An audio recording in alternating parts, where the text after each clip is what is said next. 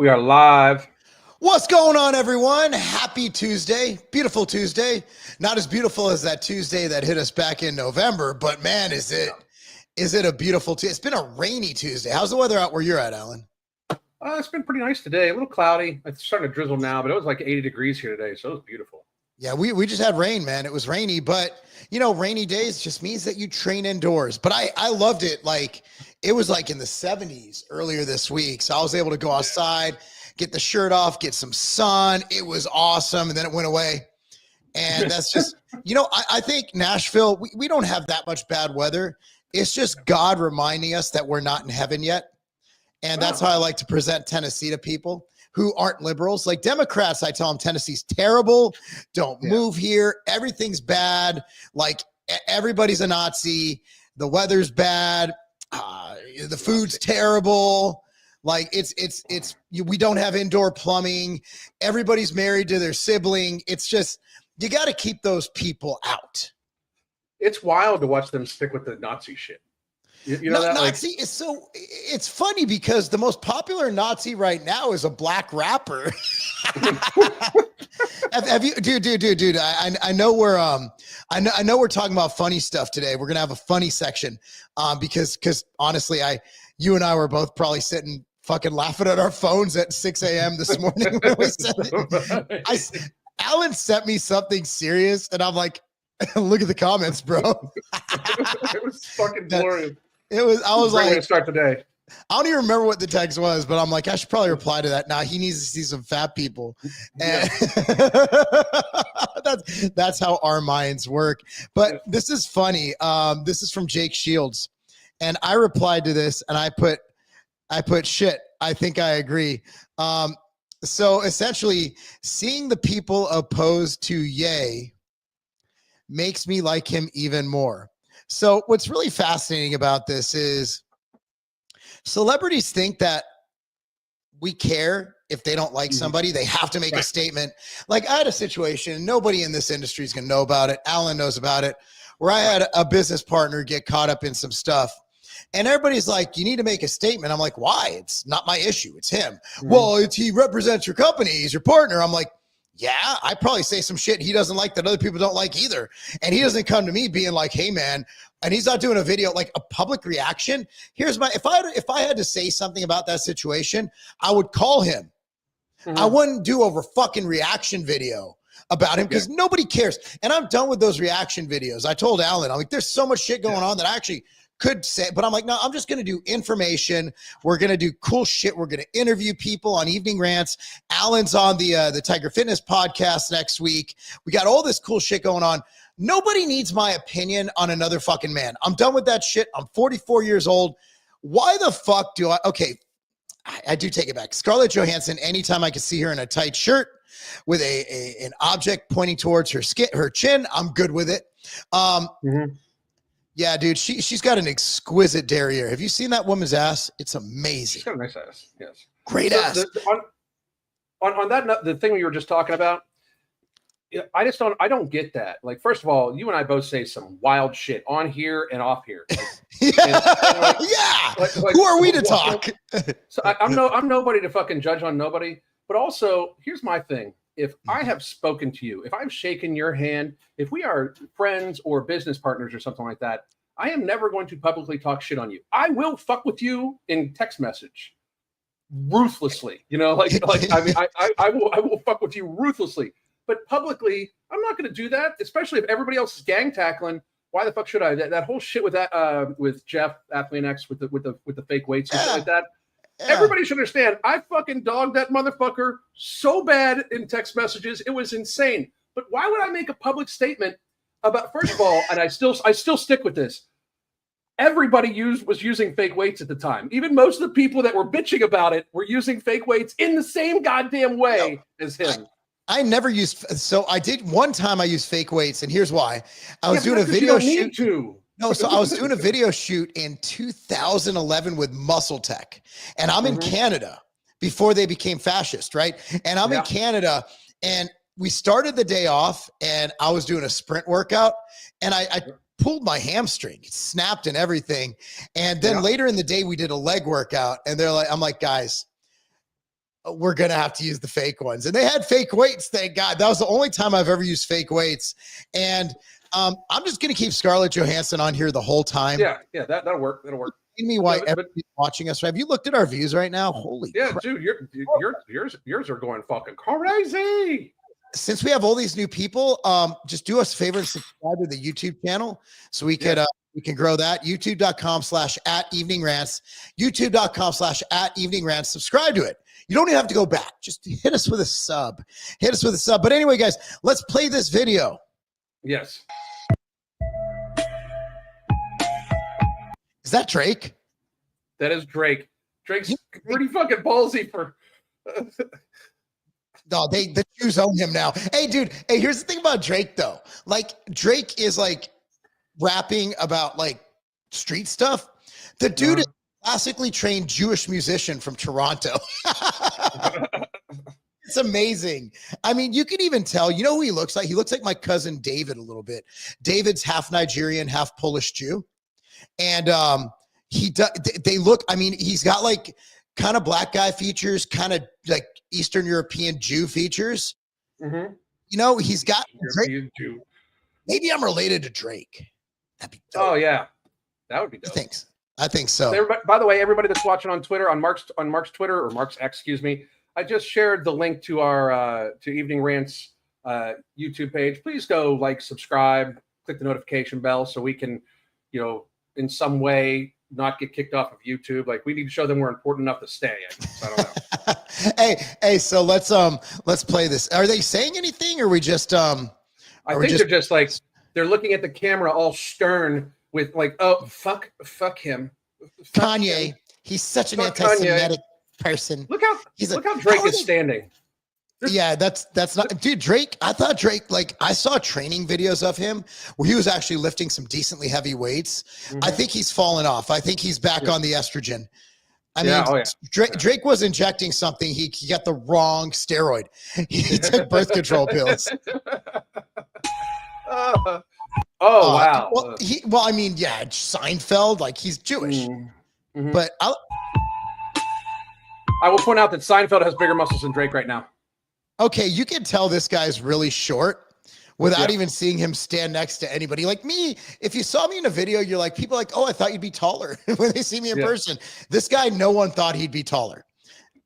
No, nobody. Is that Hava Nagila in the background? Possibly. Oh my God, I think it is a dope beat of Hava Nagila.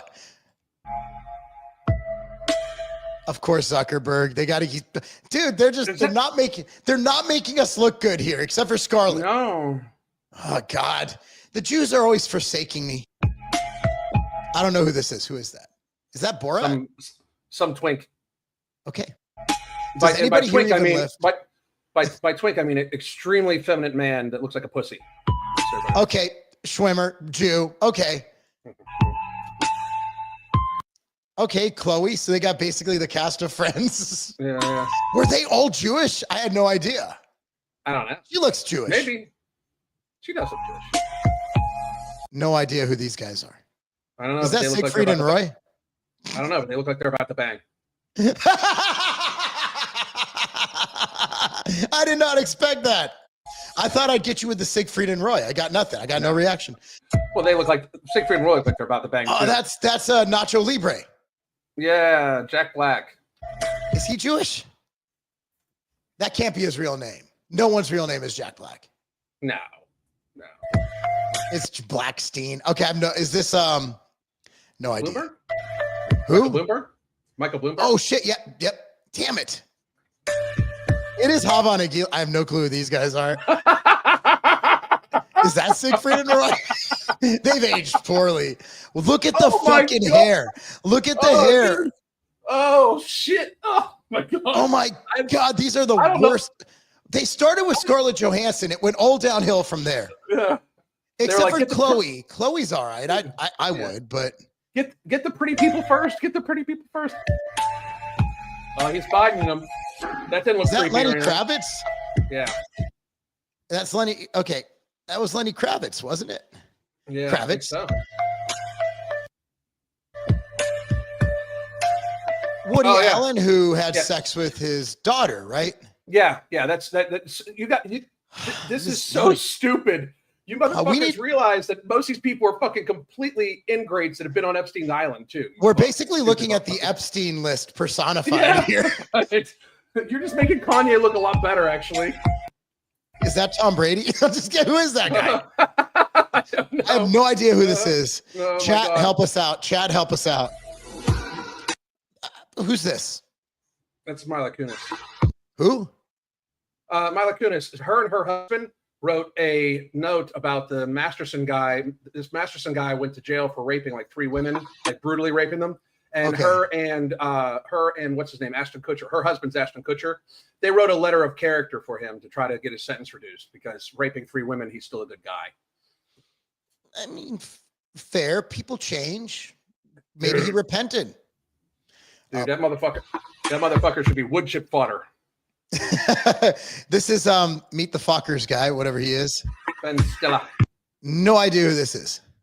Soccer player, maybe? He has a lot of tattoos, man. He's putting you to shame, bro. You motherfucker. Now I gotta go get more. Adam Sandler. I was expecting him. Enough is enough.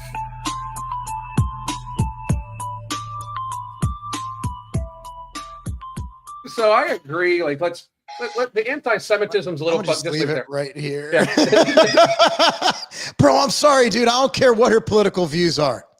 She's hot, bro. Dude, I don't care if she can speak. I don't fucking, it makes no difference to me. I'm sorry, guys. I'm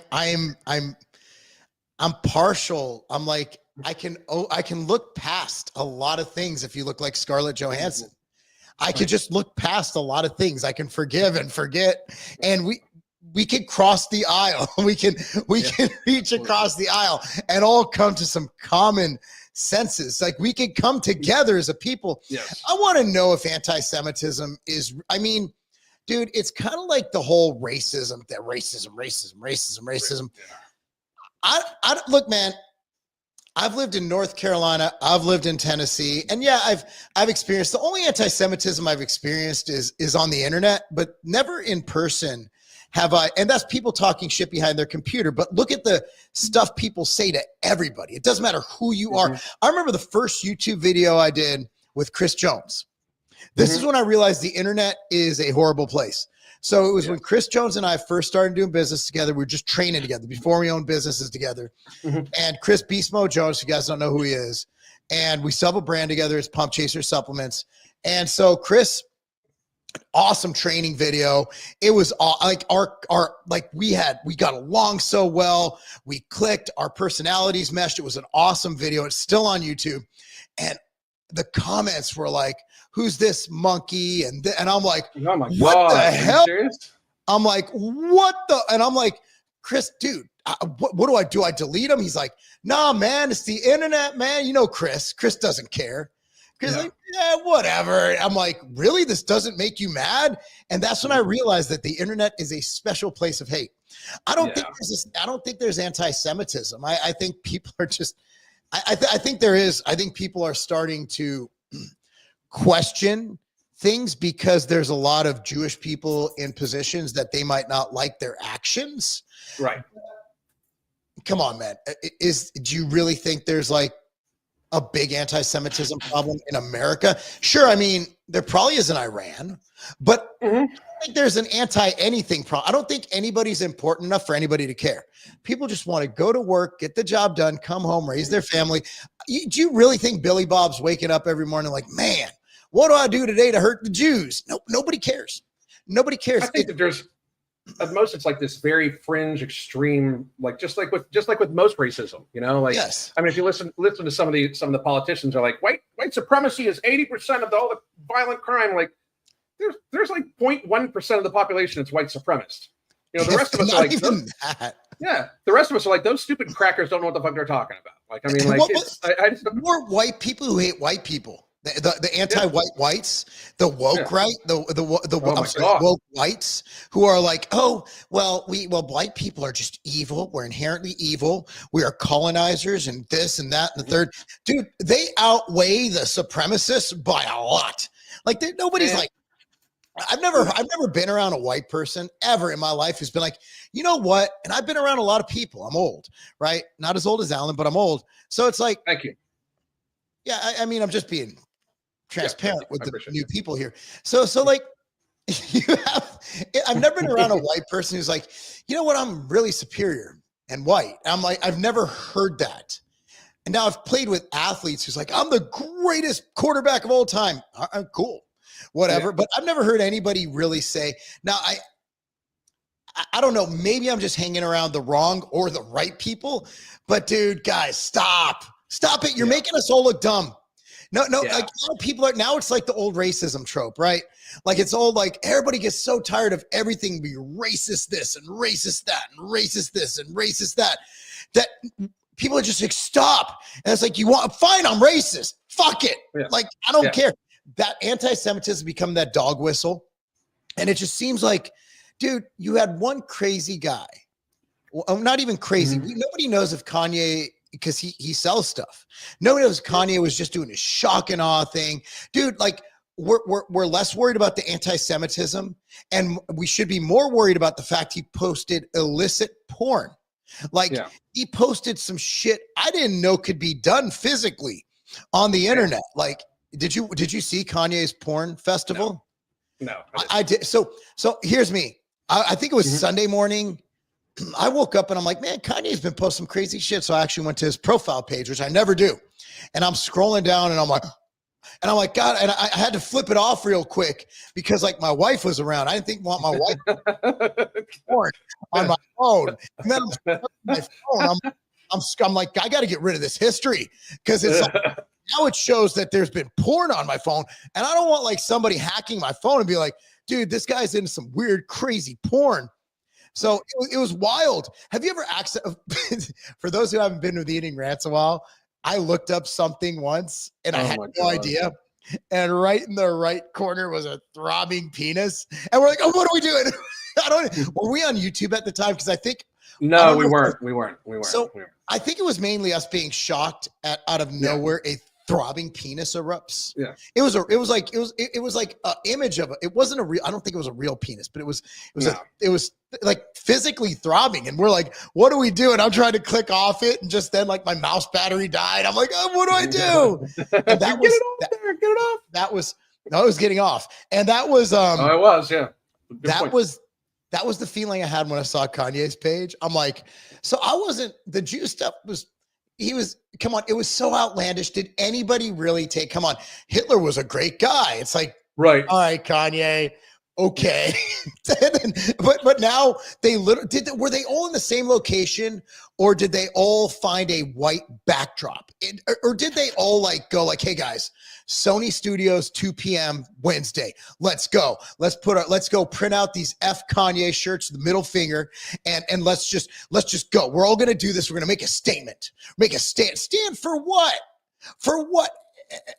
For the big cause of anti-Semitism. Yeah.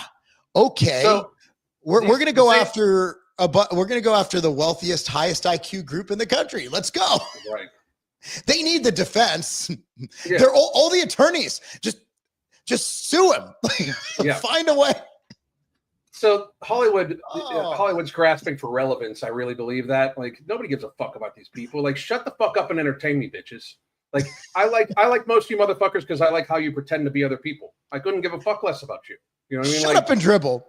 Shut up and fucking dribble the ball, motherfuckers. Like I don't give a shit. Drake, you just keep taking L's from Kendrick. It's fucking fine. Oh, Kendrick though. Yeah, it's pretty ballsy to put. It's pretty ballsy to put Drake on that when he was literally called a pedophile in front of like 170 million fucking people.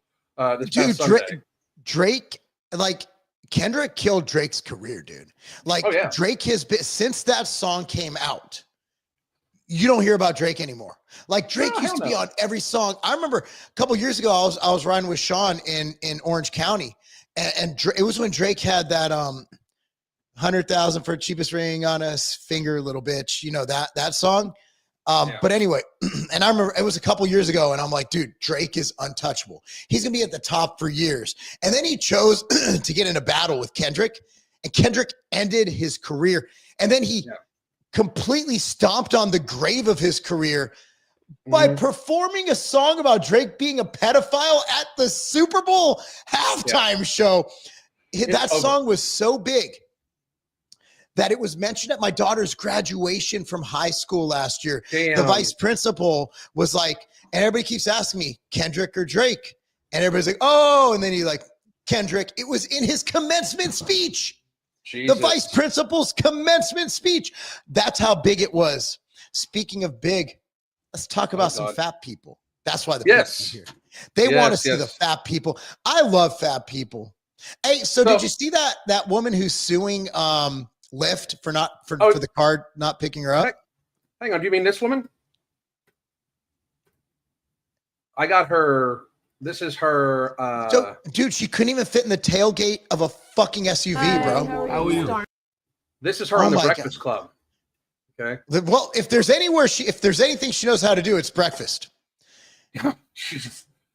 But here's also the thing. How bad would it suck to literally eat like 10 people's worth of food every day as a woman and still have small titties? Like I'd be like, what the fuck happened? I'd be like, what the fuck happened? You know, like at least make the fucking titties big. But like this one, like she's wearing basically like a belt around her fucking tits. So hang on, this is Charlemagne, the guy that calls him Charlemagne the God. Charlemagne the God. And then she's on the Breakfast Club. Watch this crazy shit. Oh, nice to meet you. Hi, how are you? Stormy, how you doing? Look at that. First of all, I can fucking feel her footsteps through the goddamn screen. That's just fucking insane. King, how you, brother? You good? Nice to meet you, King. How does she not have boobs? This is the craziest thing I've ever seen. It's the only section. It's like it's something I noticed on this one. Like that's really fucking unfortunate for her. Like I mean, there's no redeeming quality to her fatness. Like at least some like they can be like, oh well, I can't wipe my own ass without a tool, and I smell bad, and I'm gonna die young, and I can't feel my feet, and I can't touch my own vagina, but at least I got big tits. No, she doesn't even get the big tits. You know, like it's an unfortunate. That's a tragedy, man. It is. Like I would feel bad for her if she wasn't such an objectively horrible fucking human being. Yeah. Here we go. Yep. It's the only seat y'all got. What you want? What you need? There's one more. A bigger chair or something. Is she already little? Sure. They pull apart the sectional fucking couch. They pull apart the sectional couch. First of all, oh my God. How can you not be insulted by this? But instead, she's not insulted. Listen to what she says. We had That's what I'm talking about. Good. This is accommodation. There you go. You know, and she takes up the whole section. You said she takes up the whole sectional. You think you're gonna fit in the back of a little ass fucking car? You're sitting on a goddamn sectional fucking like she just proved that the case is bullshit. Like she literally proved the case is bullshit. You don't fit in a fucking chair, a big ass office chair. And you're mogging half of a fucking sectional couch. I hope they show this at the fucking court. I hope he fucking countersues you for every goddamn dollar you make. Well, there's videos of her in the back of an SUV barely fitting in the tailgate. Yeah, it's wild. How much do you think she weighs? Because she can't be over 5'3". Yeah, she's 500 pounds plus. Because she carries a lot of weight in her legs too. A lot, like huge. Her waist to height ratio is fucking earth. I mean, it's like that big. I mean, it's horrible. This woman. And I feel bad for people like this. If she was like, oh, I really need to lose weight and everything like that. Nah, listen what this woman says. The chair was too small, so we had to bring the part of the sectional for you to sit in. And you said something. You said, now this is what I'm talking about, accommodations, right? Yes. But we live in a world that's not always going to be able to accommodate people that are plus size. But we should, though. We should, because we not the same, you know? Mm-hmm. I feel like we should. Like, why not? I feel like a lot of times people think that bigger people, obese, the F word people should just be in a house. The F word people. I don't know what F word she's talking about, because fat is not a bad word. Fat is literally a descriptor. It is an actual term for it's a scientific term. It literally is macronutrients and overfat is a everything. term. I mean, so we can't say F word. So which is the F word? Is it the FAGGOT word? Is it the FUCK word? Or is it the FAT word? The F, that's her F word. Yeah, the FAT. When it's like The we F not, word? yeah, the F word. I'm not The about word to. that you can't say in your house, Yeah. fat. You don't like it. Oh, I'm not saying that word. Yeah, we Oh, I don't use, know we don't use that word in my house either. I thought you Okay, were they're talking on about the our gay slur. page. I'm like, wait, I'm confused. No. now. No. Yeah, that's what I went. no. Thank you, But, Charlemagne the God. Yeah, seriously. I'm on the same page as Charlemagne the God. Charlemagne the God. Charlemagne the God. I just feel like it should be accommodated. Bigger people should be accommodated, just like we accommodate the LGBT community. All those other communities. I just feel like we outside. If we inside is get up. Why you in a house? You should be doing this. You should be doing that. When we outside, it's like, why you not in a house? Well, people Why would you- say- Okay, hold Go ahead, on. Joe. Hold on. Her IQ is like, so my cold plunge is like 39 degrees. It's about the same as the plunge. Oh yeah. I mean, it's in the 30s. Like that is what accommodations do we make for LGBT? Like, what do we do? Do we turn bar stools upside down so you can fit 4 of them on a bar stool? Like, that's an old joke my dad used to tell. How do you fit 4 gay guys on a bar stool? Turn it upside down. I just wasn't ready. That's a dad joke. My dad had some great humor, man. I missed that. There's one joke he told that nobody ever laughed at, but he told it all the time. And it was a skeleton walks into a bar, orders a beer and a mop. Get it? He just drinks it, goes, but he's told it everywhere he went. The king of dad jokes. And That's to this a dad day, joke. The Barstool one's not really the Barstool one's crazy. The other one, that's a dad joke. The Barstool one's like, God damn, that's fucked Horse up. walks into a bar, bartender asks him, why the long face? No, that's a dad joke. That's a dad joke. Let's go. Let's go. That's a dad joke. So I also like she's equating being fat to being gay. I mean, and I don't care what you think out there. Like I know people, like most people I know that are gay were born gay. They're gay. Yep. Like she's fat. She's fat because she can't stop face fucking herself with food on a daily basis. Like there's a big difference. Similar to gay people, right? I guess it is similar now that I'm thinking about it. Right? Yeah. No, I think about it anyway. Hey, here we go. Who actually told you that? Because that's crazy. I don't believe that F people should stay in the house. I mean, that's how it is. We go outside and people looking at us crazy, like we getting stared at for what? Because you look like you escaped from a circus. I mean, like a lot of times. Look, man, have you ever? So like the first time my kids saw a midget. Like it was, I can't even imagine what Thomas said. Oh my God. Yeah. How'd you know it was Thomas? Because I know it's Thomas. And so I remember he just God. was like, his eyes got big and I'm like, don't fucking say it. Don't fucking say it.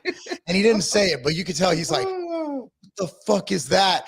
And so when you see something like, look, man, if you see something that's abnormal, you're going to look like you're going to, you're going to look. You're going to look just like the one time my wife and I were on our honeymoon and we're on a beach in the Grand Caymans and it happens to be, nudity optional. I had no idea. And a girl walks by with her tits hanging out and I'm like, oh shit, tits. And I didn't say anything. My wife's like, what are you looking at? And I'm her tits. I'm like, what do you think I'm looking? It's like, what do you think? Look, same thing you're looking at, look, man, I understand it's not polite to stare. And it's not polite to, if somebody has, like, some people have conditions, right? Like elephantitis and different skin conditions. And, but I mean, you catch yourself. And I do that all the time. And that's just how my brain works is I'll look at something because I'm thinking to myself, oh, that's interesting. But with someone that big, you're literally thinking this might be the fattest thing I've ever seen in my life. And you catch yourself staring. And they're like, what are you looking at? And you're like, you're abnormal. People, I mean, even me as a bodybuilder, I'm not by any means a huge bodybuilder, but kids will stare at me because I'm very veiny. I'm very vascular. especially when it's hot out. I'm at like a water park or something, and I'm not mad. I'm like, yeah, I'm a bodybuilder. We're a little bit different. And they're like, kids are like, wow, that's kind of cool, man. I'm like, well, thanks. And then some people will be like, I think that's nasty. I'm like, cool, that's fine. That's your opinion. It's just, if you're abnormal, if you have any differentiation from the norm, what we consider the norm. So like, here's the funny thing. America is 70+% obese or overweight. 50+% obese. We're going to round up because 2020, last measurements for 2017, as we talked about yesterday. If you are so fat that people notice you're fat in this day and age, you're really fucking fat. Like really you are fat as fuck. Yes. And like by your own hand, like this took decades of consistent gluttony, decades, right? And here's the thing. She doesn't want people to judge her on being fat. Nobody would know this woman's fucking name if she wasn't a blimp. Nobody would fucking know it. Like this heifer would be waiting tables someplace because it's not like she's super talented. She's just fucking enormous. She's a sideshow attraction. That's all this is. It's the same thing. Like everybody thought Tess Holliday was a model. Tess Holliday was a shock value tool. That was it. Like put the fat woman on fucking Cosmo and watch people freak the fuck out. And it worked. Crazy. Let's go to. Because she just bitches about this. I will say this right now, and this is my stance, just so everybody watching knows. We have accommodated fat people entirely too much. It is not good for society. It's not good for the planet. It's not good for our healthcare system. And most of all, it's not good for fucking fat people. The thing is, the more we coddle it, the more we allow it, the more accommodation we give to it, the more people will get fat. I wrote an interesting article. It's on my X right now. You can go watch it. And it's about the monetary value of people paying for their own healthcare if it is a lifestyle-driven chronic illness. When people don't have the consequences of their actions associated with their actions, they will keep hurting themselves. And that's what's happened with morbidly obese people. Right now, we have a population that's just getting fatter and fatter and fatter, and people refuse to accept responsibility for their own actions, one. And two, we have people that just like, they are like reveling in being gluttonous pigs. And if you are upset at me for calling her a pig, sorry, but damn, like the trough is there, like God, Yeah, she's actually heavier than a pig. Yeah, way. And about the same height. Yeah, wow, she's ready to be, I'm not going to say the S word. Yeah. Yeah. Now, this woman, she's dancing as Taylor Swift, and she's dressed as like the Macho Man or something. Yeah. Oh yeah. She's about to snap into a Slim Jim, bro. Oh, and here's our thin friend.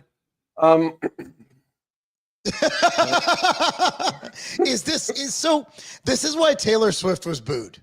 This is a Swiftie. So exactly. They're not booing Taylor Swift. They're booing her fans.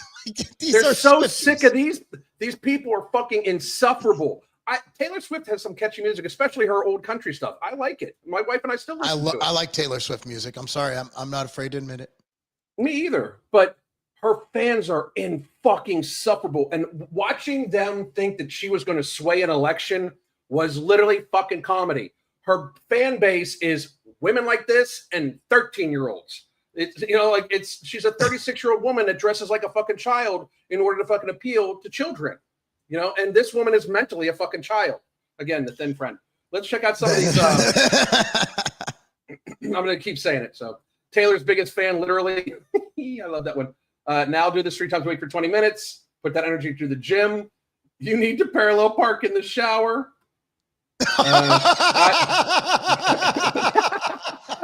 Car wash. Oh my God. My phone started shaking. She ain't making it to day 100. So funny. She should pay for 2 tickets to get in. I knew there was an earthquake. Camera girl was definitely a unit herself. First time I see a shin jiggle. Oh my God. Oh my God. Now put that motivation losing weight. 6.8 magnitude earthquake at Hard Rock Stadium spread all the way to Alaska. 400,000, 4 million fatalities. That's funny. I love the Macho Man outfit, though. Yeah, she's killing it. Oh, Shamu. Sending hate from Canada.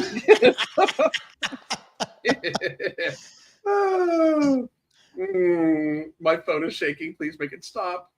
Easy. Go to the ocean where your family is. Oh my goodness. I get PTSD seeing this girl in my feed. So here's another one Mark sent me today.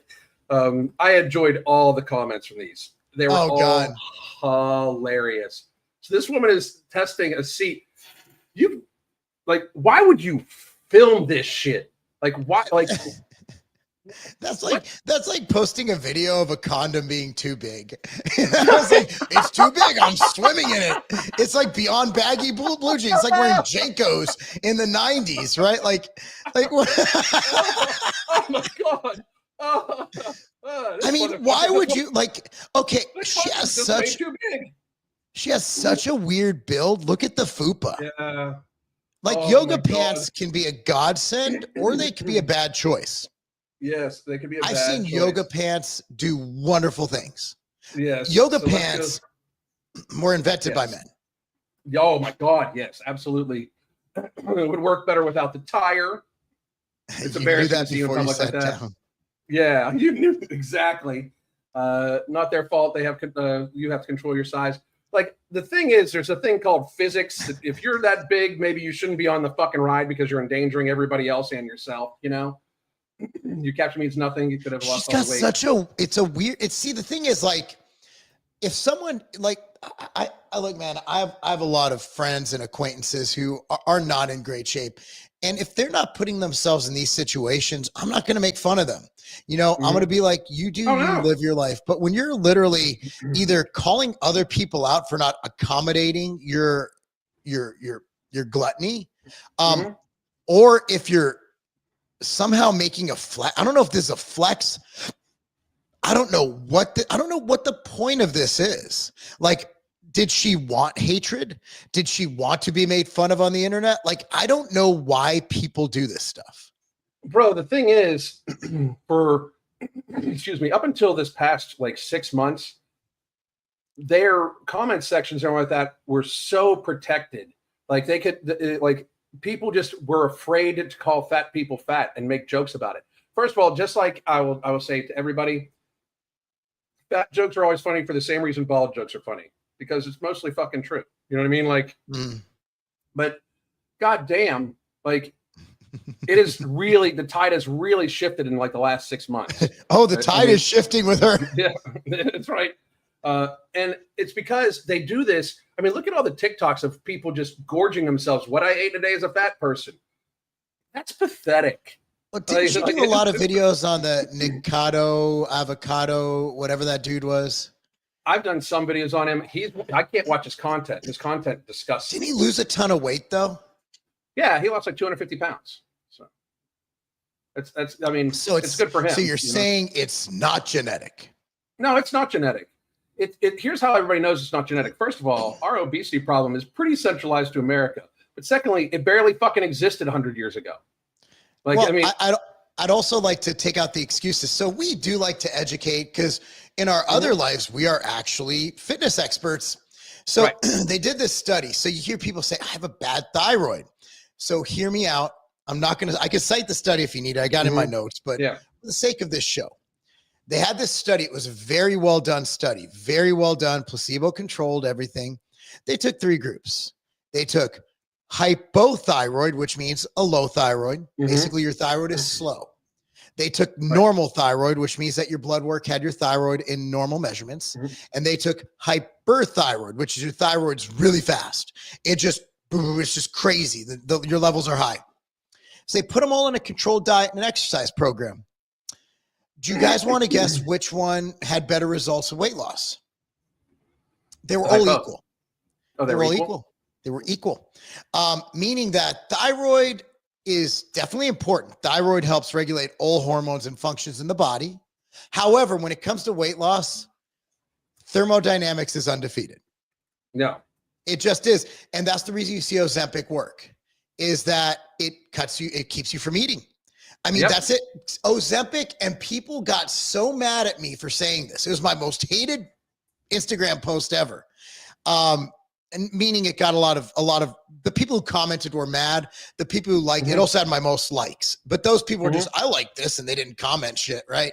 But the people who hated it were like, you're a fucking steroid abuser. I'm like, okay, cool. That doesn't make what I say any less relevant. Ozempic proved once and for all that it is calories in, calories out as the main determinant of if you lose fat, period. Even if you're not exercising.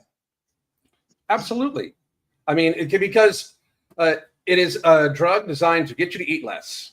Like that is literally all it is. And that is good if it wasn't also causing people to go blind, shit themselves, pancreatitis. I mean, I talked to somebody that both you and I know. I'm helping her out, but she was on Monjarno, and pancreatitis, gallbladder out, fucked her health the fuck up, dude. Do they know?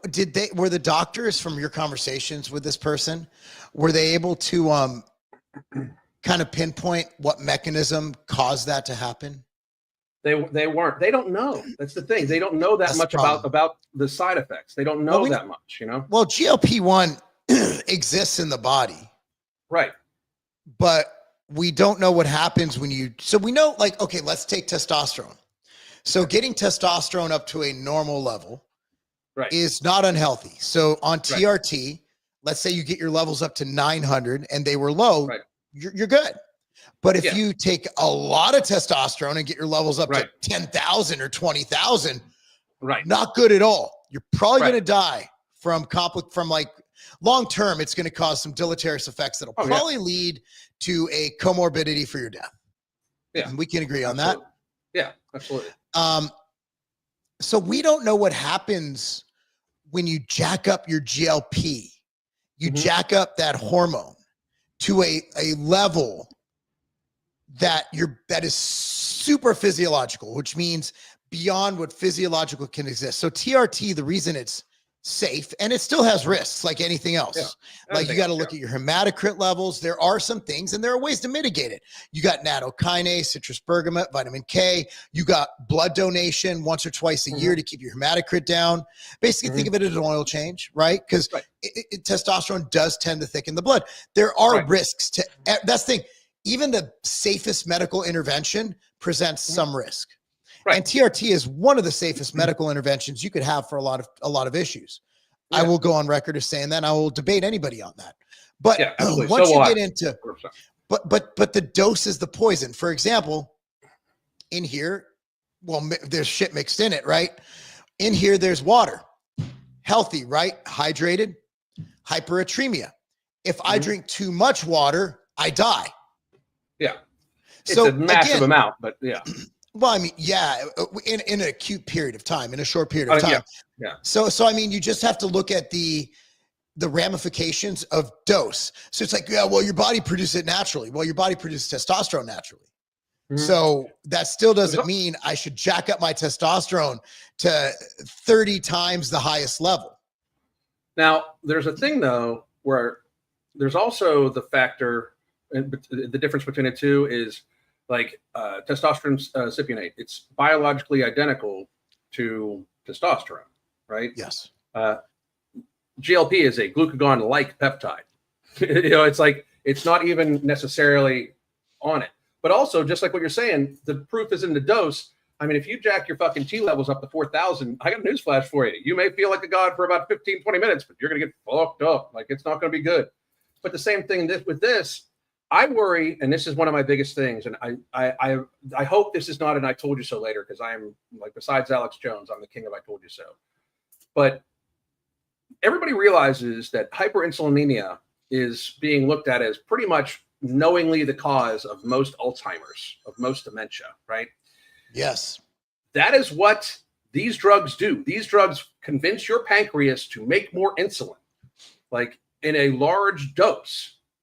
I mean, it when glucagon hits your system, GLP forces your pancreas to make more insulin to adjust your blood sugar dramatically. You know, that's why it's used for That's why it's used for type 2 diabetes and diabetics. It's not used for type 1 diabetics because type 1 diabetics don't produce insulin. So they don't go on this, right? I didn't know that. Yeah. So my worry is that like these people are blasting insulin into themselves at a high rate, at a higher dose than normal. And what is this going to do to them cognitively? There's already warning labels for anxiety, depression, and suicidal ideation on the motherfucker. I mean, it's wild. And I remember the shit you took about that, where it's like that's why though it convinces people not to eat as much. That's all it does. I mean, it's and what you were saying, like a lot of people think that it's literally just that it makes people sick that they can't fucking eat. That was, well, I took that. I haven't gone beyond that, but that's Dr. Ovadia at I Fix Hearts. That's his take on it. I don't know if he's adjusted that take as time went on, but when we had him on this program, he was like, yeah, this is why actually, no, I was on his podcast. My bad. So when I was on his podcast, he's like, yeah, this is what I think is happening. So I stole that from Dr. Ovadia, who's a renowned heart surgeon. And he also now he helps people get in the best shape of their life. And, he's big on the meat-based diet, the animal-based diet, carnivore diet for heart health. Right. Very, very outside the box thinker. But that's his take. He doesn't like Ozempic at all. And he's a guy who deals with heart. So I tend to, you take a Dr. Nadolski, who I think has the best of intentions. I'm not shitting on him, but I would rather listen to a guy who, like, what happens when you're obese? Well, your heart is going to be the issue, right? You're generally going to have heart problems. So if a heart surgeon who is turned into a lifestyle fixing guy to keep people off his table, to keep people off his operating table, that's his goal. He's done. He doesn't want to do heart surgery. He just wants to help people not have to have heart surgery. So if that guy is telling me that GLP-1s are not the way to stay off his operating table from obesity, and you should just have lifestyle changes, I think Dr. Ovadia is going to outrank all of those guys who are, by the way, prescribing GLP-1s for income. Yeah, absolutely. I mean, it's not even financially feasible. Shit, dude, I fucking published an article today. I think I sent it to you, where the average cost per pound billed to insurance for Wegovy is something like $900 per pound. We're paying $900 per pound of weight loss for people to still end up chronically ill because they only lose 10 to 15% in the course of a year. So if you're morbidly obese, say you're 300 pounds, the average person loses 30 fucking pounds to 42 fucking pounds. They're still morbidly obese. They still have type 2 diabetes. They still have coronary artery disease, all that shit. And then fucking we've just paid $900 per pound. $900 per pound. And look, man, even the most stubborn fat loss, I mean, if my client's not losing 2 pounds a week, 1 pound for someone who's already decently lean, I mean, I'm doing something wrong. And I've never had that happen. 100% of the time. 100% of the time, I've never, ever had someone not lose a considerable amount of weight just with diet adjustments. Now, I know it's really hard to stick to a diet. I know a lot of people don't like, but it's really not that hard because if you're fat, just a simple adjustment of maybe having fruit instead of a donut once a day, you'll probably lose 10 pounds because that's probably, I mean, you look at that amortized over a week, like if you cut out 300 calories in one meal per day, that's 2,100 calories over the course of a week. You're gonna lose weight. Yes, you're gonna lose weight. It's about 3/4 of a pound. When you look at these drugs, like the 300-pound guy we were just talking about, right? Say they lose 42 pounds. That's in 68 weeks. So that's less than a pound a week. That's like 2/3 of a pound a week. That is the 2,100 calories you're talking about. They're in about a 334 calorie deficit. For a 300-pound man to be in a 334 calorie deficit with just mild activity, they're eating 2,700 or 2,600 calories. Like they're still hogging it. I mean, they're still eating more than probably you and I eat in a day. Have you ever tried to eat 3,000 calories from Whole Foods? It's very hard. It is. Very, I very don't hard. think people understand if you are to simply switch, and that's what carnivore works because you're eating whole foods, and it's really hard. You just get tired of eating. There's and that's why bodybuilders getting ready for a show, they switch to simple whole foods because man, even if you're down to 2,000 calories, if you're getting those from whole foods, you're in a good spot, especially if you're getting a gram of protein per pound of body weight, dude. Good luck. Good luck gaining weight. Good luck. You can't. You literally, to get to the point of obesity this country's at right now, it's almost necessary to supplement with ultra processed, highly palatable foods. It's almost impossible to not get to the level of fat. And I say supplementing because you don't need ultra processed, highly palatable foods to survive. So when you say well, you don't need supplements. I'm like, yeah, they optimize things, right? Like I talk about nutrient hunger signaling, and I think everybody should take, I have a supplement called MTS Nutrition Immortal. It's a multivitamin. It's like, why would you take that? You get all that from food. I'm like, actually, I don't even get all the vitamins I need from food because I eat the same shit every day. So I cover my bases and I take 1 pack a day. And that just means that if your body craves a nutrient, here's my theory, and people might disagree, and that's okay. But think about it. If your body's craving a nutrient, it's going to tell your body to intake more stuff till it gets that nutrient. That's a survival mechanism. So if I'm lacking in, let's say, vitamin C or manganese or whatever, and I'm not getting it, and my body's going to be like, hey, man, keep feeding me. But if you have the micronutrients in place, it'll totally help with your appetite, with hunger signaling. And people just don't think about that. They're like, well, multivitamins are a waste. I'm like, I don't think I've ever met someone who eats perfect enough where they cover all their bases to the level that they should cover it, especially athletes, especially people who are active, people who exercise every day. Yeah, if you exercise every day, you're depleting things much more than a sedentary individual. Oh, yeah. So this is the conclusion for an article that I'm releasing tomorrow on X on this very topic. It's macronutrient deficiencies and the role they play in cravings and hunger. And it was an idea from you. So basically, whatever Mark talks about, I'm going to make an article about it on X. But it's the end. It says macronutrient deficiencies play a significant role in driving cravings and overeating through their effects on neurotransmitter synthesis, hormonal signaling, and evolutionary mechanisms. Iron, magnesium, zinc, and B vitamins are particularly critical with deficiencies linked to special cravings and dysregulated appetite. Addressing these deficiencies through dietary diversification, supplementation, and public health interventions is essential for reducing overeating and improving health outcomes. As research advances, a deeper understanding of these mechanisms will inform strategies to combat the global obesity epidemic. And there are, just so everybody understands, there's probably 20 to 25 scientific papers and references showing this. Like they know this already. So taking MTS Immortal or a good multivitamin, third-party tested multivitamin, I do suggest you take Immortal. It's $1 a day. It's basically 6 supplements in one, by the way. And I'm not saying that because he's here. I'm saying it because I fucking take it every day. But as somebody that has trouble with their hunger, I'm a binge eater, when I don't take it, I get cravings much more frequently, like much, much, much more frequently. So it truly is beneficial, and it's actually a portion of hunger management to make sure you don't have nutrient deficiencies and vitamin deficiencies, mineral deficiencies. It's very, very, very important. And I mean, we're coming so far. So I know a company in the next probably 4 to 6 weeks will have a supplement that's going to completely turn cardiovascular health from a natural standpoint on its head.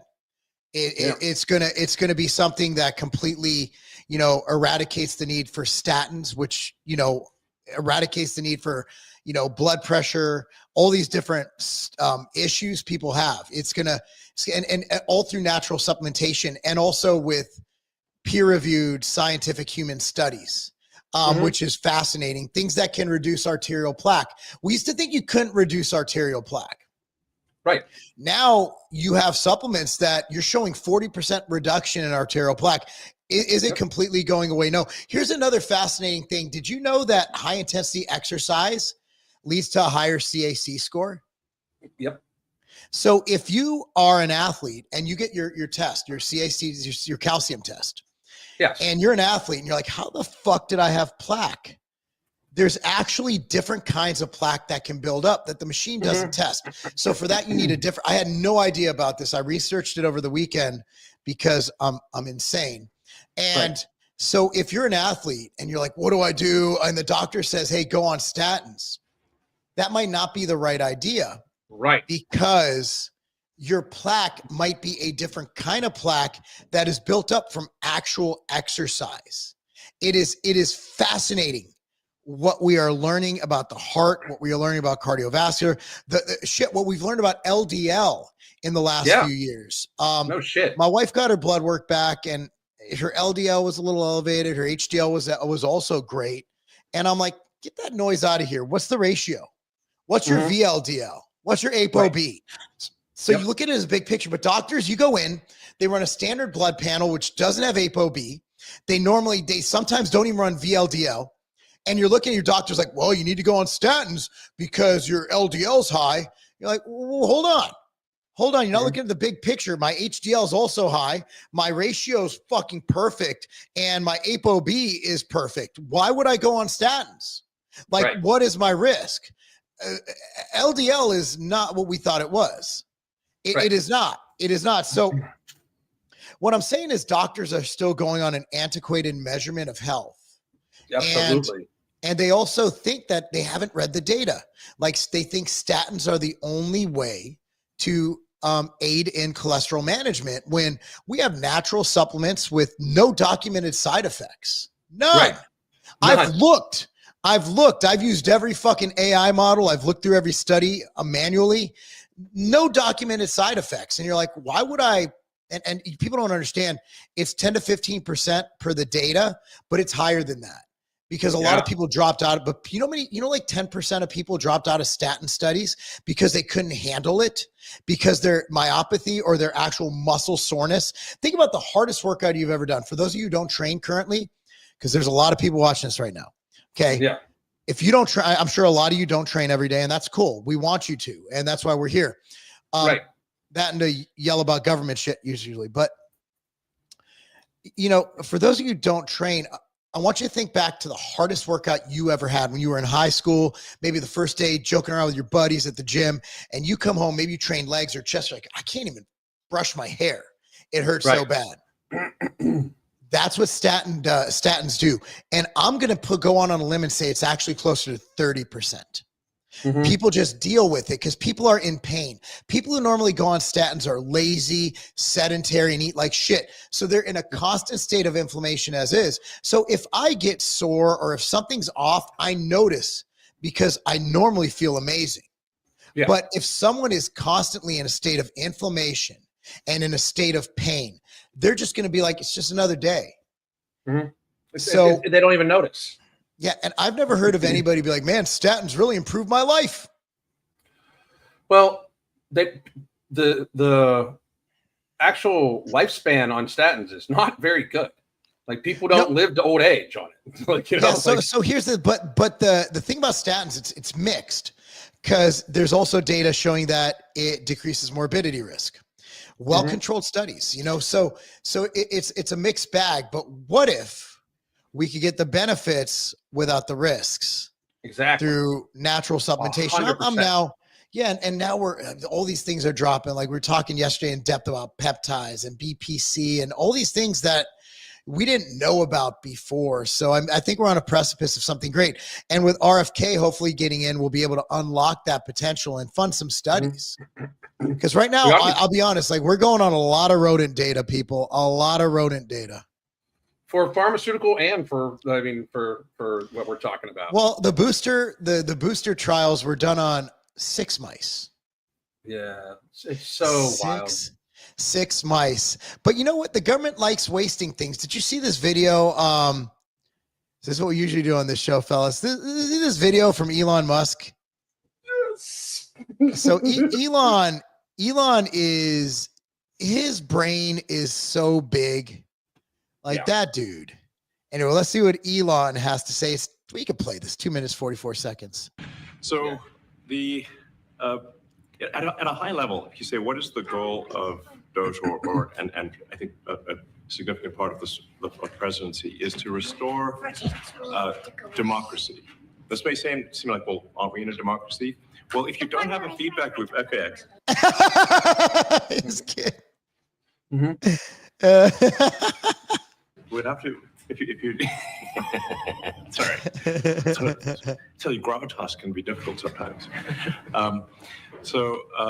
If there's not a good feedback loop from the people to the government, and if you have rule of the bureaucrat, if the bureaucracy is in charge, and then what meaning does democracy actually have? If the people cannot vote and have their will be decided by their elected representatives in the form of the president and the Senate and the House, then we don't live in a democracy. We live in a bureaucracy. So it's incredibly important that we close that feedback loop, we fix that feedback loop, and that the public's elected representatives, the president, the House, and the Senate, decide what happens, as opposed to a large unelected bureaucracy. This is not to say that there are good people who are in the federal bureaucracy, but you can't have an autonomous federal bureaucry. You have to have one that is responsive to the people. Yes. That's the whole point Absolutely. of democracy. And if you looked at this, if you asked the founders today and said, what do you think of the way things have turned out? Well, we have this unelected, fourth unconstitutional branch of government, which is the bureaucracy, which has, in a lot of ways, currently more power than any elected representative. And this is not something that people want, and it does not match the will of people. So it's just something we've got to fix. And then we've also got to address the deficit. So we've got a $2 trillion deficit. And if we don't do something about this deficit, the country's going bankrupt. I mean, it's really astounding that the interest payments alone on the national debt exceed the Defense Department budget, which is shocking because we spend a lot of money on defense. But if that just keeps going, we're essentially going to bankrupt the country. So what I really want to say is, like, it's not optional for us to reduce the federal expenses. It's essential. It's essential for America to remain solvent as a country, and it's essential for America to have the resources necessary to provide things to its citizens and not simply be servicing vast amounts of debt. Amen. I mean, I'm surprised, but for some reason, the Democrats don't want this. They don't want it. It's absolutely insane how I thought the Democrats were for the people. Well, here's why they were for the people. Here's why they might not want it. Hang on a second. Let me go to this.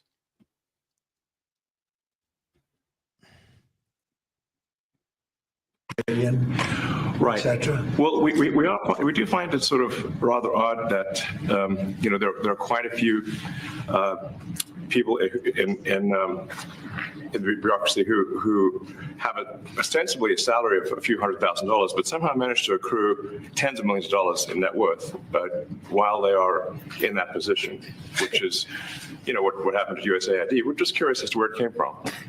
Maybe they're very good at investing, in which case we should take their investment advice, perhaps. But there seems to be mysteriously they get wealthy. We don't know why. Where does it come from? And I think the reality is that they're getting wealthy at the taxpayer expense. That's the honest truth of it. So, we're looking at, we just right.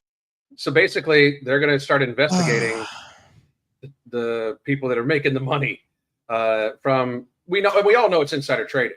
Like, we all know it's insider trading. I think it's beyond that, though. I mean, I think there's actually direct payments that are indirect. Does that make sense? Like, you give to a charity that somehow pays them, and maybe it's in the form of engagements, right? Like, a lot of these guys, like Obama, so I have a story when I was at Weeder Publications. So we were at that time ephedra. Remember ephedra, guys? So ephedra was legal. And then Big Pharma said, too much competition, we're taking it out. When actually ephedra had pretty good safety data. It's pretty safe. Yeah. It's actually still available for sale over the counter as an asthma, a bronchodilator. I can't never pronounce that. I'll never be able to, by the way. And it's available. It's available here for asthma over the counter. Broncaid is the product that has it, and it's always been legal in Canada, if I'm not mistaken. So ephedra, we were literally just trying to buy some time. I was at the publications, and a lot of our advertising was from supplement manufacturers. So we bought Orrin Hatch. Did everybody remember Orrin Hatch? Yeah. So we bought Orrin Hatch. So we had this engagement, right? Where we literally went in and we were like, okay, Orrin Hatch is coming to speak to us. So we had this big atrium in the Weeder Publications building in Woodland Hills, California. And Orrin Hatch, everybody gathered around, and there's this big like area, and he's in the middle. And he literally comes in, says like 10 words. I'm Orrin Hatch, senator from Utah, and it's good to see you. Some whatever, you know. And then on the way out, I saw our publisher hand him an envelope with it. And I'm like, you know, I'm 22 years old. Yeah. Like, what was in the envelope? And then he goes, that just bought us another 2 years of ephedra. Wow. Yeah, Orrin Hatch didn't give a shit about ephedra. He didn't give a shit about our plight. He didn't give a shit about the science. Orrin Hatch got paid by us. We were able to get to him before the lobbyists did, and he was just one guy. He couldn't stop it from happening, but he pulled a lot of bullshit to be able to slow it down. And we were on the good side, right? Like we were the ones getting taken down by big pharma. But now, you know, that's when I realized how the game works. And I found out in an early age how the game works. It's a dirty game. It's a pay-to-play game. Yeah, so that's how they make their money. The same way Orrin Hatch made their money. He got a speaking fee. So he was paid to speak to us. And he really said absolutely nothing. He just came in and we gave him a big ass check, and we were able to, because I mean, keep in mind at the time, Muscle Tech alone was spending $11 million plus with our publications. And one of their best selling products was Hydroxycut. And that was probably 60% of their ads. So from Muscle Tech alone, we're bringing in $7 million. From just Hydroxycut, we're bringing in $7 million in ad revenue. So we cut Orrin Hatch a check for $1 million, whatever. Yeah. Whatever. We still gained 7. Right. That makes perfect sense. I'm sorry. So it was a great business move. And then we had another 2 years. And also remember, you had Xenadrin, you had all those other, dude, ephedrine was so hot, dude. It was everywhere. Everyone made one. And dude, it was probably 60% of our publication. And again, one advertiser alone was $11 million. You had EAS, you had Metrics, you had all these brands tossing money at us. And we were like, okay, well, we need to keep this revenue stream up. So that was my first foray into politics. So what's wild is that, like, you know, they basically made it so ephedra was taken off the, you know, they tried to take it off the market for supplements, right? Yes. But they have no problem with, like, you know, 12-year-olds going into the store and buying a Monster energy drink or anything like that. And don't get me wrong, I love my white Monsters, so I fucking love them. But like, it's so wild, like how they pick and choose, especially when it comes to the supplement industry. Here's what they don't want to admit, and this is just my opinion. It really is. The supplement industry would absolutely fucking destroy the pharmaceutical industry if given the chance. It could easily fucking do it. There's very little that happens in the pharmaceutical industry that can't be done through natural methods. Very fucking little. To the degree where a lot of things are just synthetic versions of natural compounds because you can't patent nature. You have to patent the synthetic. For instance, like they like marijuana. They have a synthetic marijuana because they can't patent a fucking plant, you know, and they make it illegal. Really? Yeah, they make it illegal to grow the plant. Like, that's what I think. And I'm not saying people should smoke weed, not smoke weed. There's a lot of data that shows that smoking a lot of weed is not good for your brain. I'm saying terrible. That. However, there's a lot of medicinal like things that come along with it. Like especially if you have a strain where it's more CBD than it is THC, they help with epileptic seizures in a lot of children. So many things, right? PTSD, all sorts of things, and THC is a great painkiller. Like I will be the first one to admit, when I got my tattoos done, I would go home and fucking have a gummy, and I just went to bed, after four and a half hours in the chair, each fucking portion of it. It's no big deal, right? But at the same time, it's because it's a synthetic version that they can regulate. Grandma can't grow her own fucking medicine. It's weird, man. Like let grandma, cure her or treat her glaucoma at home. How can the government tell you not to grow a plant? That's wild. Like, bro, how do we regulate plants? Like, there is places in America you can't collect your own fucking rainwater. It's illegal to collect your own rainwater. So Tennessee isn't one of those. I actually looked it up after you said that. Yeah, but like to not be able to collect your own rainwater, like motherfuckers, are you serious? Like it's falling from the sky on my property, but that's the thing. It's not really your property because property tax makes it so it's not really your property. You're just leasing it forever from the government because they can take it away from you if you don't fucking pay your property tax. Property tax has to be the most wild, unconstitutional thing I've ever seen. You can never truly own your land. Yeah. It's wild because let's say you paid off your house. Oh, cool. No more payments. I got my house taken care of. I did the responsible thing. I hunkered down. I paid off my mortgage. And then let's say you hit hard times. Like, well, at least I have my house. And then they're like, And some places like, dude, Illinois, for a $405,000 house, my property tax was $17,000 a year. Fucking crazy, bro. That's insane. So that is over $1,000, well over $1,000. What is $1,200? I'm not doing the math. Let's say $1,200 a month, or probably more. Can't do math right now. On just the property tax. That's insane. For a $405,000 house, I was paying $17,000 a year. So let's say I hit hard times. I'm old. I'm not making what I used to. I still got to find a way to pay the government $1,000, over $1,000 a month just to live on the house I paid for, that I own. And the property, I bought the land. I owned the land. The land is mine. I own it. I bought it. It's my fucking land. Yet I have a yearly bill. Like when I buy that space heater over there, this microphone, I pay the sales tax and I'm done. I don't get taxed on this microphone every year. But when I buy my house, I bought the fucking land. It's my fucking plot. It's my fucking land. And they're like, we're going to tax you every fucking year on your land. In what other world does that make sense? Like you buy something, you're taxed on the purchase, and then you fucking own it. But on my house, no. I own my land and I have to pay tax perpetually every year. And then they reassess it and raise it. That's wild. How the fuck is whoever voted for property tax to be a thing? It's like, well, we got to take care of the schools and the fucking roads. Yeah, that's fucking crazy. What about all the other taxes? What the fuck are those going to? Well, we know where they're going to. They're going to the fucking you said and all that other bullshit.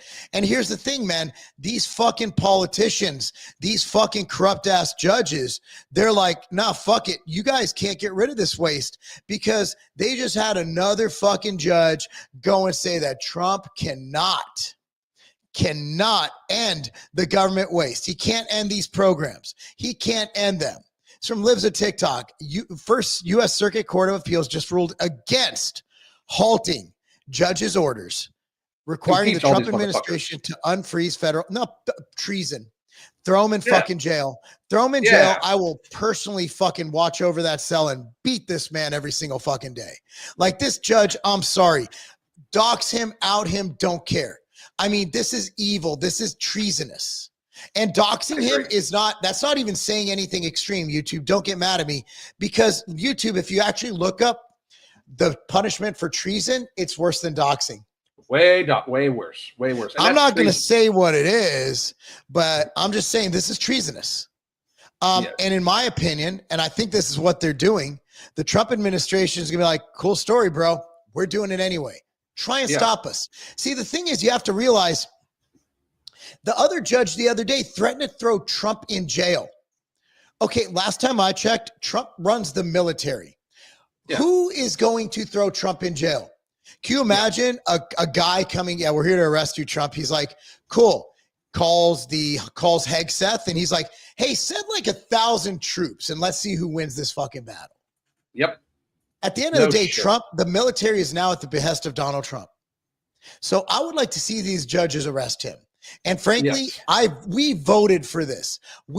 Popular mandate. He got the popular vote. He got the fucking, all the fucking electoral vote. He got all that shit. We want this. And there's some leftover Biden, Obama judges that are just like, nah, he can't do that. No, fuck you. We, the people, voted for this to happen. I don't give a shit if there's a constitutional crisis. This is what we fucking want. You know what the constitutional crisis is? The fact that we haven't used the Constitution in years. How about the Second Amendment, Judge? What would you rule on that? Last time I checked, shall not infringe. Shall not infringe is pretty fucking simple. It's a pretty straightforward. It's 3 fucking words. And that means that no matter what, you cannot fucking get in the way of my gun ownership, period. Yeah. So constitutional crisis, the same people who want to fucking regulate guns are talking about a fucking constitutional crisis. You can't follow the Constitution willy-nilly when you want. Like, you either follow the shit or you don't. So unless all these Democrats are like, yeah, everybody should be able to own a gun, should be no background checks or anything, shall not infringe, then you can fucking talk to me about a fucking constitutional crisis. Yep. I'm done with these motherfuckers. Like, shall not infringe. Like, they're like, constitutional crisis. I'm like, oh, so now we want that. You're the people talking about hate speech. Hate speech. Last time I checked, the First Amendment is about all speech. Unless you're inciting, it's about all speech, not just hate speech, all speech. That means that I can call you a dirty wop dago. And yeah, you could punch me in the face. He's Italian, by the way. And yeah, you could plan. I'm married to an Italian, so I got the pass. So yeah, he could punch me in the face. If not, I give it to you. So. I have every right for my free speech to say dirty wop dago. Yeah, I agree. I can say Jew. I can say I don't like donuts. I can say whatever the fuck I want. That's my First Amendment right. But Democrats are the ones going hate speech. Oh, you need to be in prison for hate speech. Oh, that's hate speech. No, there's no such you can't have hate speech and free speech. It's impossible. What is hate speech? How do you determine hate speech? If it hurts somebody's feelings? So I'm not allowed to say, what if someone has like a stain on their shirt? You have a stain on your shirt. Oh, that hurt my feelings. It's a great shirt. Hate speech. Who the fuck makes that? Like, that's arbitrary. You can't have arbitrary shit. What do they think is going to happen here? So basically, they're saying the president of the United States can't do the president stuff. Like, yes, and a low-level federal judge thinks that they're going to just fucking wave a wand and we're going to fucking listen. I don't think Trump's going to listen, bro. I think Trump's going to be like, stop me. So we're supposed to keep sending fucking billions of dollars to over fucking seas because some fucking judge in fucking East Jabib, fucking wherever, is saying, yes, we have to. Like, I'm sorry, and I'm big on this. I don't give a fuck what's going on around the world. I'm America only. Like, I've seen a ton of people bitching on TikTok, like, oh, so you guys are okay with children starving. I'm not okay with it. It really sucks that their country's not taking care of them, but that's not our fucking problem. No, you know, I mean, I mean, look, man, you gotta, of course, it's a hierarchy of support, right? Yeah. So number 1 is you take care of your family. Number 2 is you take care of your neighbors. Number 3 is you take care of your city, then your state, then your country. After that, that's the top 5. After that, it's a very distant 6th. It is a so far distant 6th, but we haven't taken care of our country till, here's why we can never give foreign aid, and hear me out, till every American is fed and every American is safe.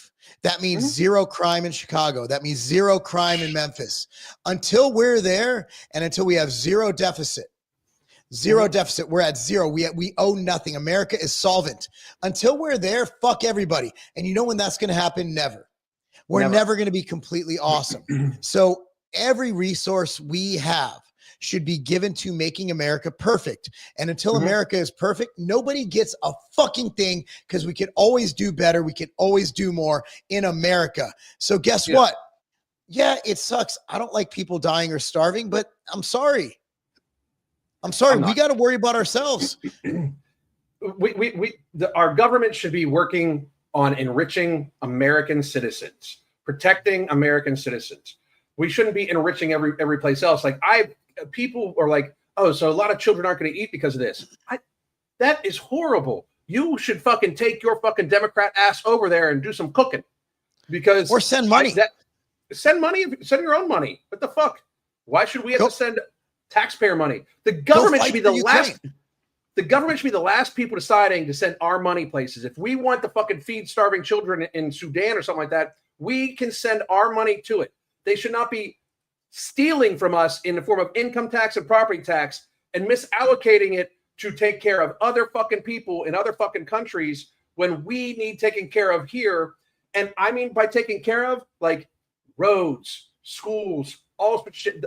So much shit should be fucking free. Like, think about the shit that the government should take care of for us. Our taxes should go to paying for our fucking water. Try to live without water, right? We shouldn't have Flint, water Michigan bills. would like a word. Yeah, Flint, Michigan would like a fucking word. Have they even figured that shit out yet? It's been like fucking 20 years. No. How do you not figure out water? Yeah, exactly. So that seems pretty easy. Right. Like they should, like if we don't have good sewage facilities, people get sick. They should be taking care of that. Our taxes should take care of that. We shouldn't have to have a sewage bill, a water bill. For fuck's sake. And I really mean this. We should not be paying an electric bill. Like, I mean, like if our government should be taking care of, that's the shit that they should be taking care of for us, not fucking treating all this bullshit around. And I still don't think we should be taxed. That should come through the form of tariffs and shit like that.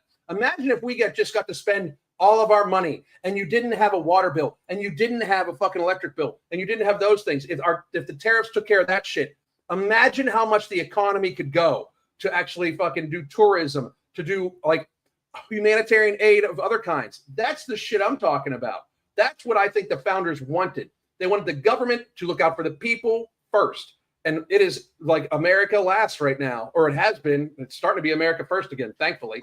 Was it Sally Struthers to do those commercials in the 80s and 90s where like, for just 20 cents a day, you can feed this lovely African child for just 20.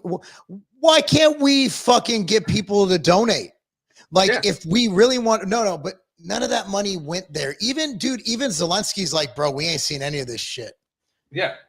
Zelensky is they're like, dude, we haven't gotten any of that. We're like, whoa, hold on, garden gnome.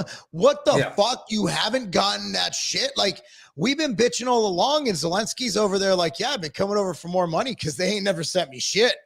I don't know what y'all talking about. So where'd that money fucking go to? You know, like where Maxine Waters. Yeah. We need that. And I mean this, and I hope that people listen to me.